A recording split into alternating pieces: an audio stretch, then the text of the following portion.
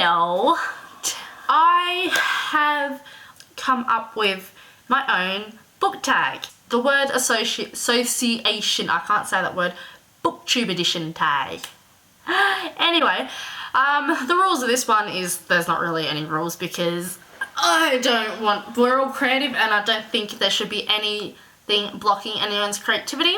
And what it basically is there'll be a word and you will, whatever book is you associate with that word, whether it's like literally in that book, like something about the book, the storyline, something that happens in it, the book cover, your feeling for the book, however you want to interpret that word to being relating to that book, or that book relating to that word.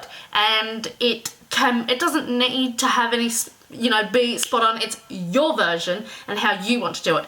Now, I have here a list of 10 words and I'll write them down below for anyone that wants to use these words. Please feel free to go about doing your own words. I've randomly generated these words on the internet. Feel free to use my words or randomly generate your own words, or even you use one set of words like these words, and then once you've tagged people, you list 10 new words that they can do, and then they can do those words and list a new 10 new words to spread it out so that it's not all the same and we're not all trying to use the same words. I don't know if this tag has been done before in BookTube. I am so sorry if it has. Let me know and I'll change it from being the original to being just another tag. I don't know a lot of booktubers' names off the top of my head or anything because I'm only new and I've only just started. So what I'm going to do when I tag people is I'm just going to tag everyone. So if you see this video, consider yourself tagged. And otherwise I'm going to go and onto people's BookTube accounts and I will tag them in a link. Give them a link to this video and tag them in it, tell them what it is so they don't think I'm just spamming their wall, to let them know that I've tagged them. Also, you tag anyone however you want to tag people because there are no rules as long as there's no bullying. My first word is landscape. Miss Peregrine's Home for Peculiar Children by Ransom Riggs. This one because most of it, if not most of it is set in Wales on an island, and that just makes me think of landscape and scenery, and so that was my landscape pick. Now, this book is being made into a movie that's coming out later. It has been made into a movie and it's coming out later this year. It should definitely be checked out, both the movie and the book. This book, it's incredible because another thing to add to the landscape is throughout all these photos, old photos of peculiar children and everything, and it's a beautiful book and beautiful read, and yes, read it, buy it, book it, all that stuff, you know the drill. And it's cover, and I don't know what's under the cover. Alma Lefay Peregrine.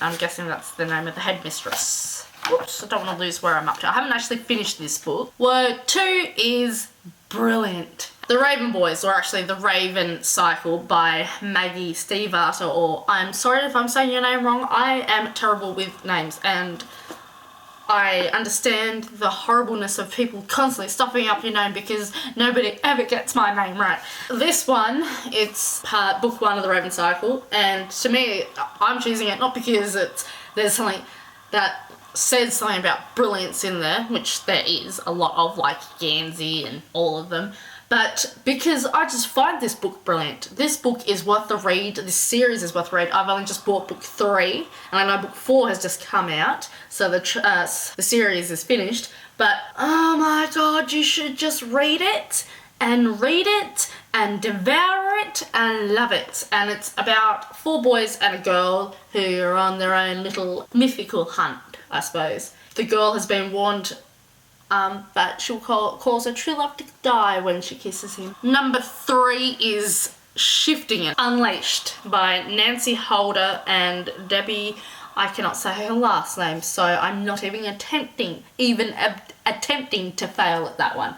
Okay, and this one I went shifting because werewolves, and this one has werewolves in it because it's part of the Wolfsprings Chronicles. And I didn't read the whole book because I got distracted because I was reading it out loud to my sister, and for some reason whenever I do that we never end up finishing reading the books because we get distracted. 4 is Triangle, City of Ashes. I would have gone City of Bones and City of Ashes, but the whole Mortal Instruments series really, but I actually don't have City of Bones on me. I've misplaced it and I don't know where it is. I went Triangle because of the love triangle between Clary, Simon and Jace, and I apologise for any spoilers if you did, but if you've read any of the book, you know that there's a bit of a love triangle because there's a best friend in it and an opposite sex best friend. If there's an opposite sex best friend, it's almost guaranteed that there's a love triangle. We all should enjoy the gift that is the Mortal Instruments. Number 5 is Innocence. Percy Jackson and the Lightning Thief by Riordan.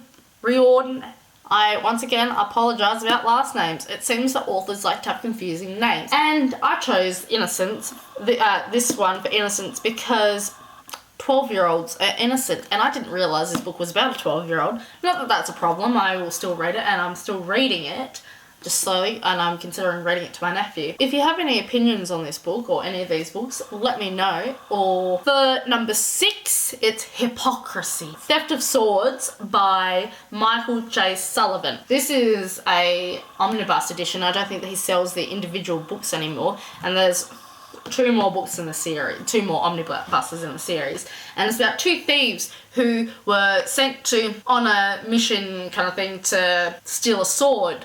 But when they go to steal the sword, the king was killed and they are blamed for his death.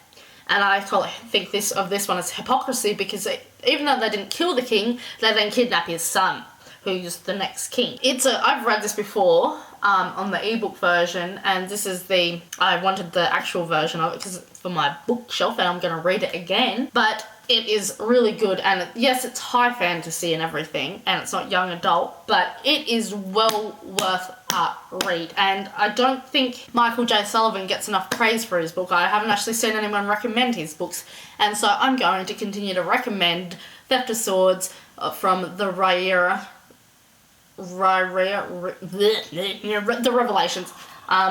I can't say it. Then for 7, it is War. Game of Thrones from the Song of Ice and Fire trilogy. Because it's all about death and murder and mayhem. And I mean, I read half of this book and I've watched episodes here and there and I know what goes on and everything, and it's just not my cup of tea. But I know that everyone else loves it. So I'm going to continue to recommend it for people because they should try it, so they know whether or not it's their cup of tea. It just wasn't mine. There's nothing wrong with it. I respect that the book is brilliant, and I respect that the TV show is amazing, and it really is, and I do find it amazing when I'm watching it. I'm just not interested in it because I don't like all the torture, the death, all the stuff. Number 8 is Twilight.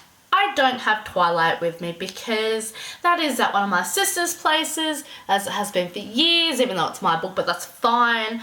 And if you don't know what Twilight is about, it is about a girl who falls in love with a vampire.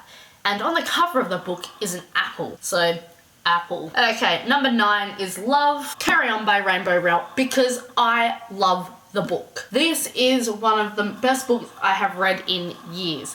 And I don't really want to even really go into what it's about because I think you should just have the joy of picking it up and reading it. Spoiler free, except it's about magic and the boy goes to a magic school and Simon Snow is the worst chosen one who's ever been chosen. But read it, read it, read it. I think everyone should read this, whether they liked Harry Potter or not, they should read it. And for number 10, it's Station and Harry Potter. All the books, but I'm not going to hold all the books up, and I don't have all the books with me. They're also at my sister's place because of King's Cross Station and 9 3/4 and well, you all know it. But Harry Potter, and I'm so sorry about the condition of this book. This book is like 14, 15, 16 years old. 16 years old. It's really old for this, but yes. So, that is all I have, all the words that I have. If you want to use these words, I'll list them below. Just Google it if you don't want to use these words. pick 10 words, whatever words you want, get a friend to give you 10 words, use a random word generator, whatever you want. Thank you for watching this video. I hope you liked it. Bye!